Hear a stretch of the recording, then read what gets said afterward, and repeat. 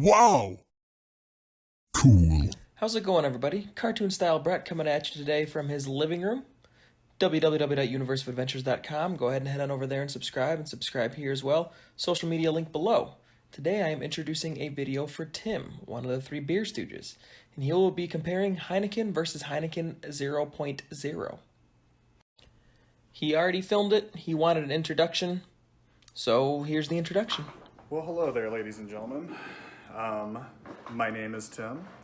You've seen me on one of Brett's videos before, but this is Tim coming at you from Chicago for a guest virtual appearance. Today, what I'm going to be tasting, and I haven't tasted this before, and it's been a long time since I've had the original, is I'm going to do a side-by-side comparison of Heineken and the Heineken 0.0. I've actually been to the Heineken brewery in Amsterdam. It was a pretty interesting tour, to say the least. And it wasn't much about the actual brewing process, which kind of pissed me off, but I mean, it's there for the masses, and a lot of people don't really care about the old nitty-gritty like I do. But without further ado, let's just get right into this.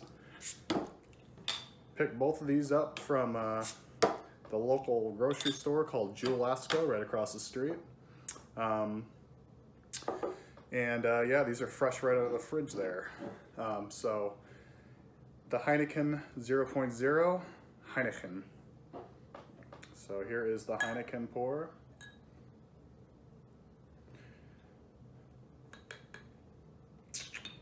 I'm drinking both of these, by the way. So this is Heineken. This is the non-alcoholic, 0.0%. I can drink all these all day without getting drunk, which is nice. So, there it is. And bear with me, folks. This is my first time trying to film myself. I'm using my iPhone with the rear camera, so I have absolutely no idea if you guys can see me or not, but we're just gonna roll with it. So, first appearance. They are almost identical. I got the light here. I would say, if I had to say something, the 0.0 is a little bit more clear. That just might be my mind playing tricks on me, but that's what I see. One thing that is very noticeable, though, is the head retention. On the 0.0, it's non-existent, it's already going away. On the standard Heineken, it's there. There's some lacing on the glass, as you can see. I poured these both the same way. They came out of the fridge at the same time. They are at the same temperature. They were sitting right next to each other on the beer shelf at Jewel. So that is the major difference in appearance. It's just a matter of the head is sticking around a little bit longer on the original than the 0.0. But I guess let's get right into the nose.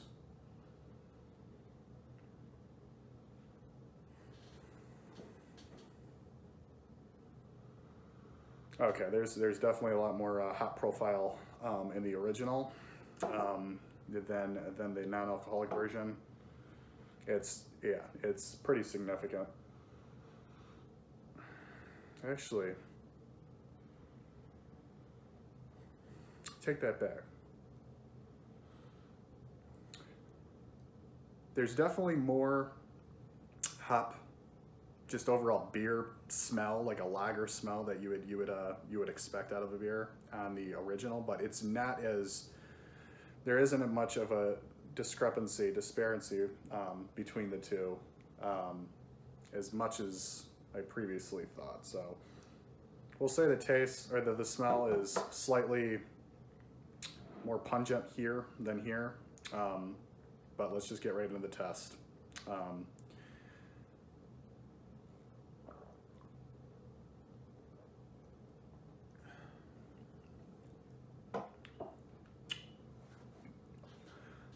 Okay, that's the Heineken that I'm used to. Tastes very good. I could pound these all day. It's a good, nice, light sipping beer. Good for summer, good for just a a beer for just after work, you had a stressful day and you need something to kind of calm the nerves a little bit without putting you over the top. The ABV, I think, on the original is around, let's see,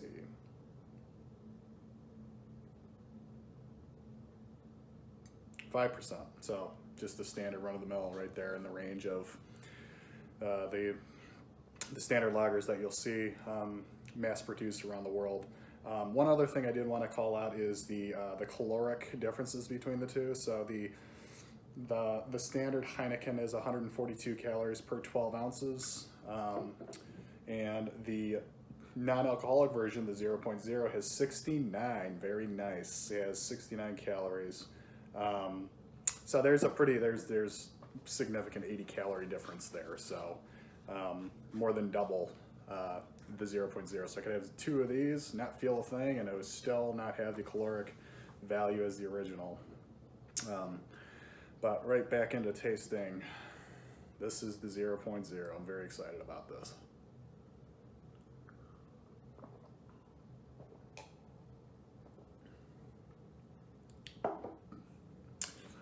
Yeah, definitely a lot less flavor on this. I almost feel like I need a palate cleanser, which I actually have right here.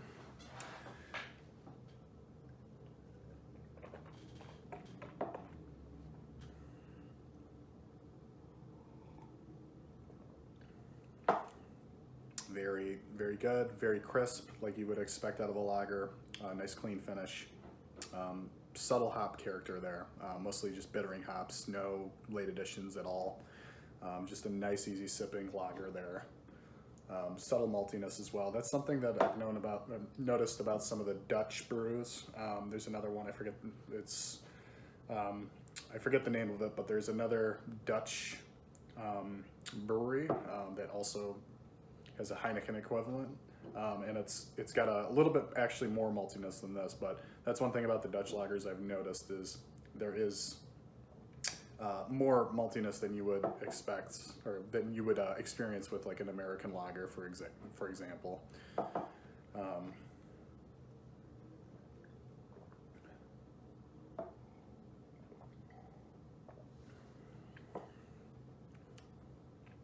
Yeah, I mean, this one definitely tastes watery. I think if I didn't drink this, go right to this, it wouldn't be as noticeable, or as like harder to describe. It's just not something that I would just like drink very, very often. Like, one, I don't really see the point on non-alcoholic beers for me personally. There's definitely some use cases for people. For me, like, that part of the drinking experience is to also get calm the nerves a little bit. I mean, I love the taste, but I also like that other impact that it has on you as well. It's the full experience. But this is, I mean, significantly like less mouthfeel, less flavor, less hop profile. I honestly don't know the beer brewing process when it comes to non-alcoholic beers, but I would be interested to see what it is. But I mean, the around 80 less calories definitely shows. I mean, you really tell the difference. There's a lot less body, less mouthfeel.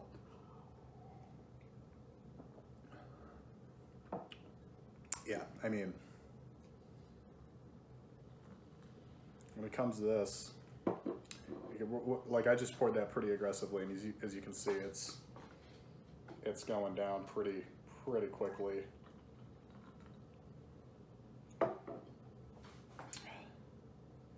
Whereas this kind of sticks around, meaning that there's absolutely no like residual proteins in there, no body. It's just water. Like, if I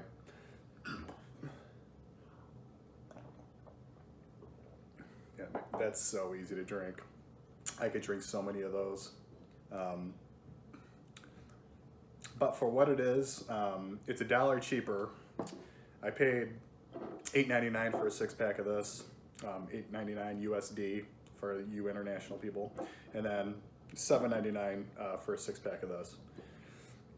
Am I willing to pay the extra $1 for this, absolutely. I'll probably never buy this again, to be completely honest, unless I had a use case for it. Like if I had some guests who didn't drink, for example, and they wanted to like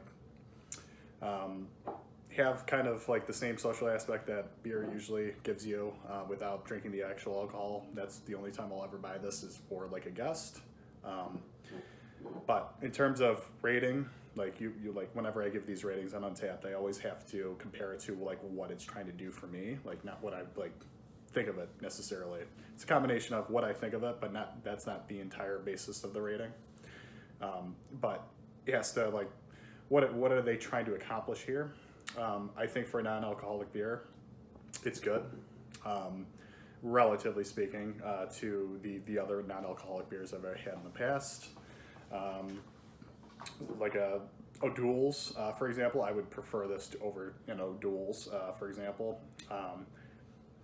So I would give it probably like a 3.25 on Untappd, which I will right after we wrap up here, because I'm filming with my phone and that's the only way I can check in on Untappd. But in terms of side-by-side comparison, it's definitely very noticeable, both appearance, mouthfeel. It's just, I mean, it would do it an injustice to actually compare it to the real thing. This is a brewery that's been around a long time.